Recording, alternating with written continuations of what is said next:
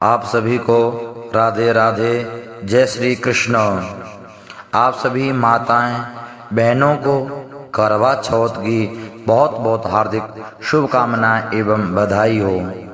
अगर आप इसी प्रकार धार्मिक वीडियो सुनना चाहते हैं तो हमारे चैनल को लाइक करें, सब्सक्राइब करें एवं बेल आइकन की घंटी दबाएं।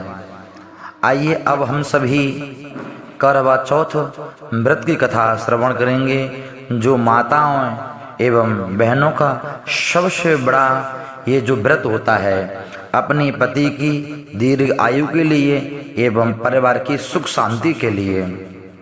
सभी हाथ जोड़ करके बैठ जाएं और ध्यान करें, हे करवा चौथ मैया हमारे पतियों की दीर्घ आयु करें। आइए अब हम सभी कथा सुनते हैं, हाथ जोड़ करके आप सभी बैठे हैं। बहुत समय पहले की बात है, एक साहूकार के साथ बेटे और एक उनकी बहन करवा नाम की थी। सभी सातों भाई अपने बहन से बहुत प्यार करते थे, यहाँ तक कि वे पहले उसे खाना खिलाते और बाद में स्वयं खाते थे। एक बार उनकी बहन ससुराल से मायके आई थी। शाम को भाई जब अपना व्यवसाय बंद करके घर आए तो देखा उनकी बहन बहुत व्याकुल थी। सभी भाई खाना बैठे और अपनी बहन से भी खाने का आग्रह करने लगे, लेकिन बहन ने बतलाया कि आज उसका करवा चौथ का निर्जल व्रत है और वह खाना सिर्फ चंद्रमा को अर्घ दे करके ही खा सकती है, क्योंकि चंद्रमा अभी तक नहीं निकला है। इसलिए वह भूख प्यास से बहुत व्याकुल हो उठी। सबसे छोटे भाई को अपनी बहन की हालत देखी नहीं गई और वह दूर पीपल के एक पेड़ पर दीपक जलाकर चलनी की ओट में रख देता है और दूर से देखने में ऐसा प्रतीत होता है कि जैसे चतुर्थी का चांद उदित हो रहा हो। इसके बाद भाई अपनी बहन को बताता है कि चांद निकल आया है, तुम उसे अर्घ देने के बाद भोजन कर सकती हो।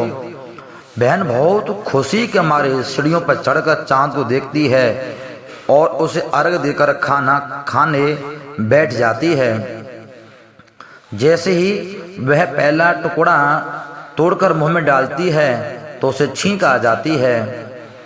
दूसरा टुकड़ा तोड़कर जैसे मुंह में डालती है उसके भोजन में बाल निकल आता है और जैसे ही तीसरा टुकड़ा तोड़कर मुंह में डालने की कोशिश करती है तो उसके पति की मृत्यु का समाचार उसे मिल जाता है। वो घबरा जाती है। उसकी भाभी उसे सच्चाई से अवगत कराती हैं कि उसके साथ ऐसा क्यों हुआ है। करवा चौथ का व्रत गलत तरीके से तोड़ने के कारण देवता उससे नाराज हो गए हैं और उन्होंने ऐसा किया है। सच्चाई जानने के बाद करवा निश्चय करती है कि वह अपने पति का अंतिम संस्कार नहीं होने देगी और अपने सती तत्व से उन्हें पुनर्जीवन दिलाकर रहेगी।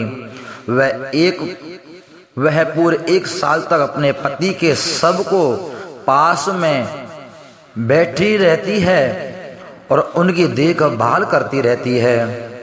उसके ऊपर उगने वाली सुईनुमा घास को वह एकत्रित करती जाती है। 1 साल बाद फिर करवा चौथ का दिन आता है। उसकी सभी भाभियां करवा चौथ का व्रत रखती हैं। जब भाभियां उसे से आशीर्वाद लेने जाती हैं तो वह प्रत्येक भाभी से यम सुई ले लो, पिए सुई दे दो, मुझे भी अपनी जैसी सुहागिन बना दो, ऐसा आग्रह करती है। लेकिन हर बार भाभी उसे अगली भाभी से आग्रह करने का कह चली जाती हैं। इसी प्रकार जब वह छठे नंबर की भाभी के पास जाती है तो करवा उससे भी यही बात दोहराती है।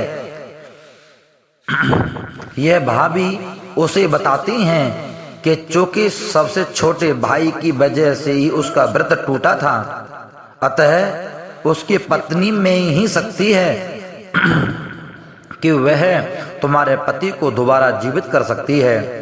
इसलिए जब वह आए तो तुम उसे पकड़ लेना, और जब तक वह तुम्हारे पति को जिंदा न करने का उसे वरदान न दे दे तब तक उसके छोड़ना मत। ऐसा कहकर वे वहां से चली जाती हैं। सबसे अंत में छोटी भाभी आती है।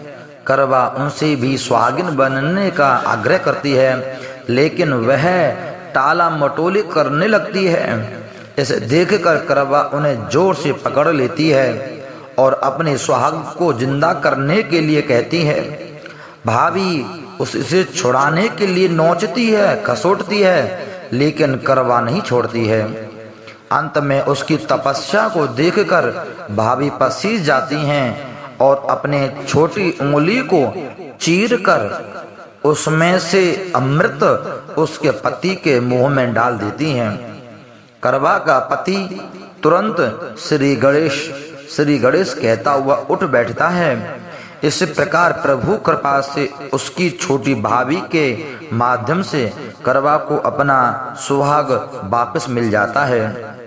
हे श्री गणेश, माँ गौरी, जिस प्रकार करवा को चिरंजीव सुहागन बनने का वरदान आपसे मिला है, वैसा ही सब सुहागिनों और माताओं और बहनों को देना।